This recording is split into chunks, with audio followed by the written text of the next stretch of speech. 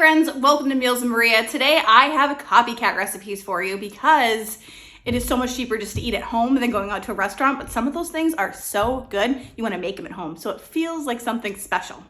Speaking of something special, you can see that today I'm dressed to the nines because it is wedding day. My grandmother is getting married today. She's actually marrying somebody that she was engaged to when she was just 16, so 60 years later or so, actually more than that, they got back together. It's a crazy story, and I plan to share some of the information, the story, and pictures on the community tab tomorrow. So make sure to subscribe if you haven't already so you can check out that community post or check back or whatever. And give her congratulations down in the comment box because it's just incredible. As for the copycat recipes, I'm making Texas Roadhouse rolls with honey butter. Oh my God, they are so good. The ever classic Olive Garden salad because amazing. And pumpkin bread from Starbucks because it's a classic as well. So enjoy, save some money. I hope you get some great ideas.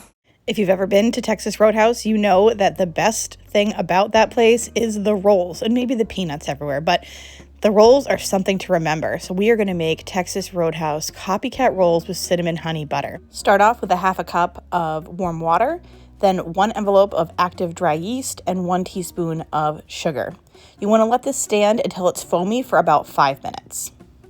Then into the bowl of an electric mixer, you want to combine the yeast mixture with a 1/4 cup of melted butter, a 1/4 cup of sugar, 2 eggs, 1 cup of warm milk, and a teaspoon of salt. And you want to make sure that the mixture has a dough hook on it.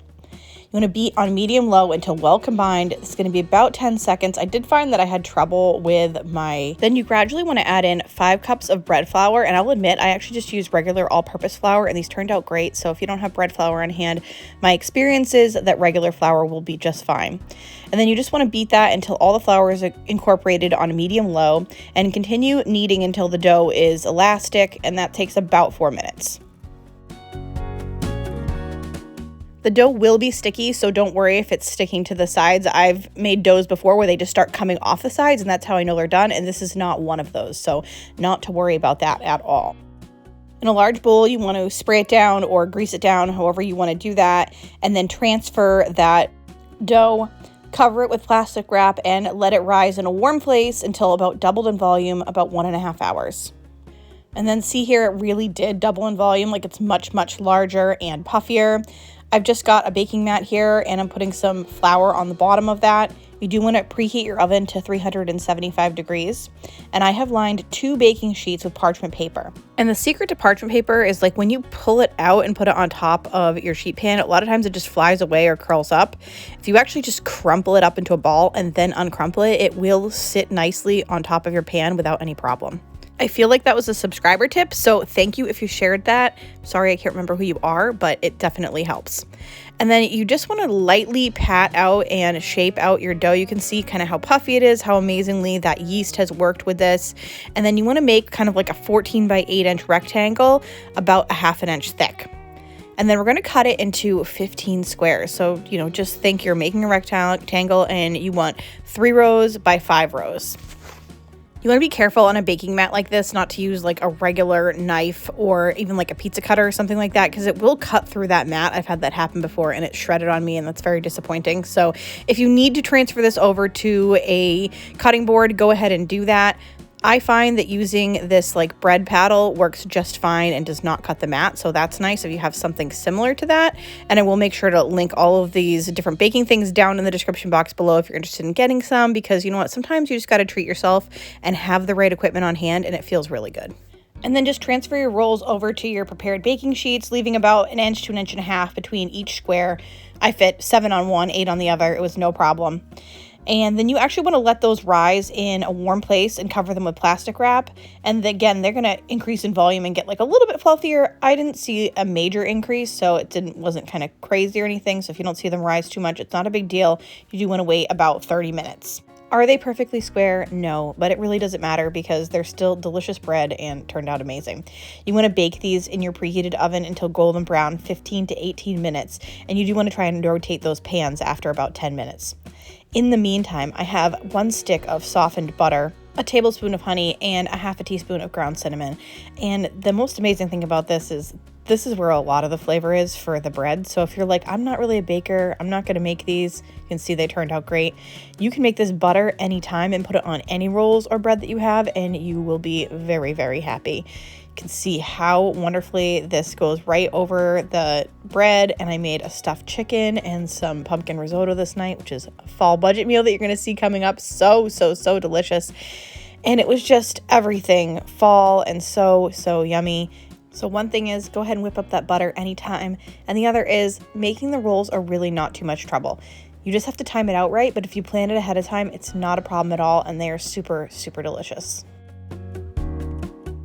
We are moving on to the Olive Garden salad, the classic Olive Garden salad that is so delicious and 100% craveable. The best part about this one is you're going to make your own dressing, which is super budget friendly and also just so delicious. I think it's 10 times better than the one that you can buy in the grocery store, even though the one you buy in the grocery store is probably the real one that they have at Olive Garden. It's just awesome to be able to make it yourself and keep it in your fridge, and it is so good. You want to start off with about 3 cups of iceberg lettuce. I'm just kind of ripping mine apart. You can chop it if you want to, however you want to handle it. We're going to actually make layers in the salad, which makes it a million times better. I think I'll always do layers in my salad from now on. Then the recipe calls for like 4 Roma tomatoes, but I only had 1. So I'm just slicing it up. I'm going to put half of it on top of this first layer, and we're going to save the other half for the second layer. The recipe calls for 1 cup of thinly sliced red onions, but I'm going to do maybe about a quarter to a half a cup, maybe a third a cup. I think that like if you overdo things with red onions, it's, for me at least, just not very good, but I do like the flavor. So I'm going to put about a third of a red onion in, sliced up very thinly, and take half of that and put that on the first layer. Also on each layer, you want to add about a half a cup of pitted black olives. Now, I'm not a huge olive fan for the most part, but on this salad, it is just right. And then about a half a cup of croutons, whatever croutons you have. I think these are from the Dollar Tree, so they're just fine, just delicious. And then you want to repeat the same layer, so another 3 cups of shredded or chopped or however you want broken up iceberg lettuce on top of that, followed by tomatoes, onions, olives, croutons, and on the top we're going to add on a few pepperoncinis, so as many as you like, as well as some fresh shredded Parmesan Romano, whatever you have, whatever you like on top of that. And that's kind of the key, is that fresh shredded Parmesan. And I kind of wanted to get one of those like turny, like they do at Olive Garden, you know, like the experience where they say, okay, say when, and then they shave the Parmesan on top.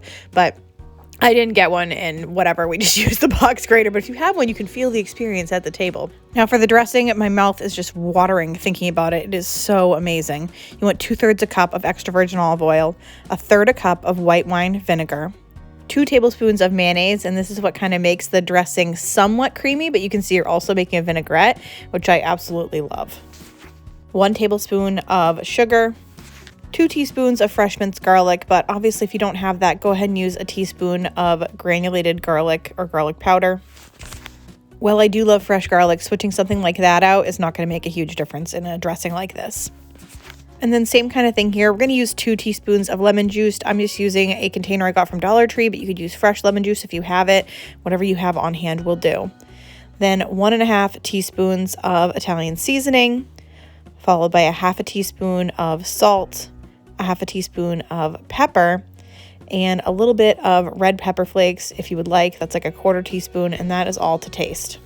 Whisk it all together and you have an amazing homemade Olive Garden dressing. I didn't have to go out and buy anything for this. I had everything on hand and it was so flavorful. Now, it feels like a lot of dressing. I ended up using about half of this on our salad, and that was plenty. So the great news is not only do you get this salad this day, but you have extra dressing to use either as a marinade later, or you can use it on a salad another day. You can just go ahead and refrigerate everything until you are fully ready to serve your salad, and then pour as much dressing as you like over the top. Like I said, this was phenomenal. Like, it was so good. Look at the colors on there. It just looks like you're at Olive Garden. I'm like, yep, this is it. This is the salad that you see. It's even better, actually. And I just loved it. So it's just so nice to make something at home, save some money, not go out to eat, but still have that feeling. Same feeling I got when I got to have those Texas Roadhouse rolls. Like, I didn't have to go to Texas Roadhouse, but I got to eat the delicious rolls, so it's even better. I served this with a Lazy Man's chicken parmesan that was so delicious as well. And I'll make sure to put the recipe or the video for that in the description box below if you want to take a look at some Lazy Man meals that turned out incredible.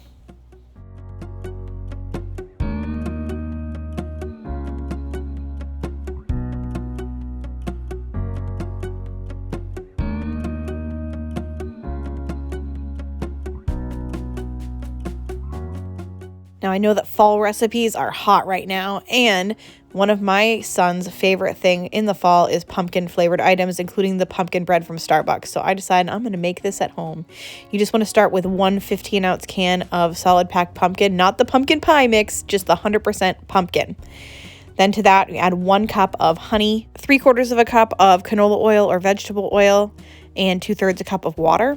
Then you want to crack in 4 large eggs and 1.5 teaspoons of vanilla extract, which I added in later because sometimes I do things in the wrong order. And then you just want to whisk everything together until it is well blended.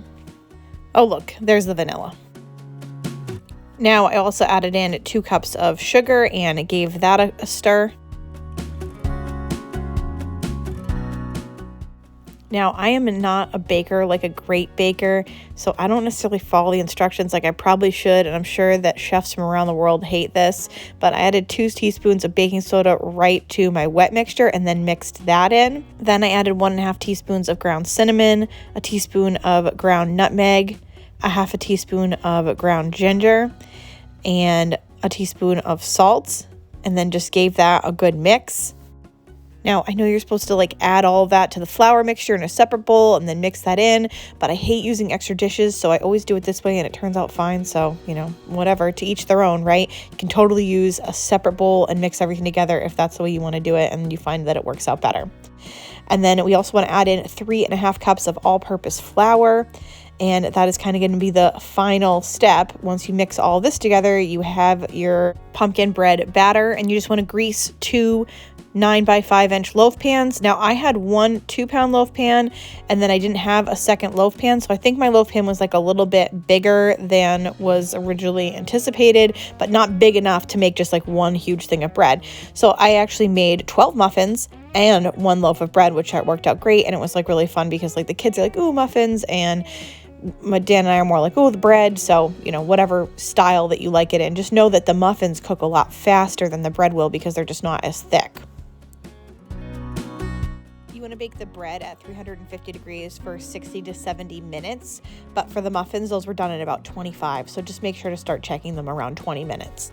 And then even in this bread loaf, I think this was about 60 minutes in, I did check my bread, and you can see it's golden and beautiful, and it does look really good, but it's still a little jiggly, it's not all the way set in the middle. So I just cooked it for another 10 to 15 minutes. So you just want to have to check that as you're going along. And I forgot to mention, the original recipe has you add pepitas or pumpkin seeds right over the top. Now, my kid's not a huge fan of seeds, so I didn't add any, and I just didn't even have any on hand, so I don't want to go out and buy any. You can see we grabbed some muffins right away. They were so good. But it's so fun to have this fall bread and make something that is, oh my God, so much cheaper than Starbucks, and you have an entire loaf of it. So I'm a huge fan. It was so good, especially with a delicious cup of coffee. I hope you loved these Copycat recipes and you can make them at home and kind of make yourself feel a little bit special, like you're going out without going out, and the flavors are so good. So enjoy. Thank you so much for watching today. Make sure to like this video and subscribe. It really helps the channel out. I love it, and I hope that it shows you that you care about it and you love it too, and it'll show YouTube that you care about it and you love it, and they'll show you more, which will be great and fantastic. So thank you so much. I will see you all very soon. Make sure to click on this next video to get some more Copycat inspiration. I have 3 additional Copycat recipes for you.